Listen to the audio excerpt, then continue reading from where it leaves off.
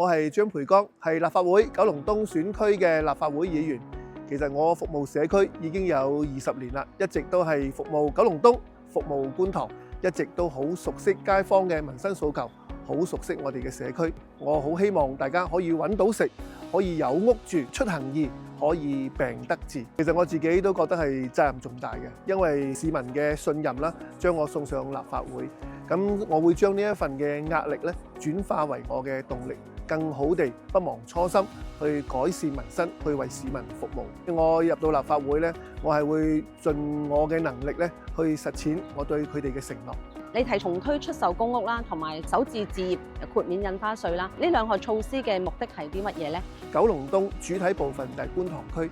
觀塘區就係全香港最貧窮嘅社區。因為我自己覺得就係公屋咧係佔咗好大一部分，改善貧窮，希望俾佢哋買翻自己嘅公屋單位咧，令到佢哋嘅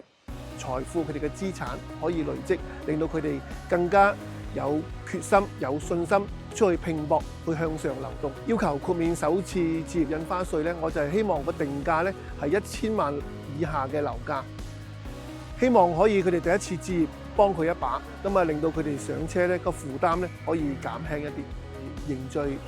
大家對社會嘅向心力啦，去促進和諧穩定，可以改善到民生啦，釋放到經濟嘅活力，改善貧窮，助力佢哋向上流動。呢啲民生問題可以解決得到嘅話咧，就係令到我哋香港，令到我哋九龍東再出發。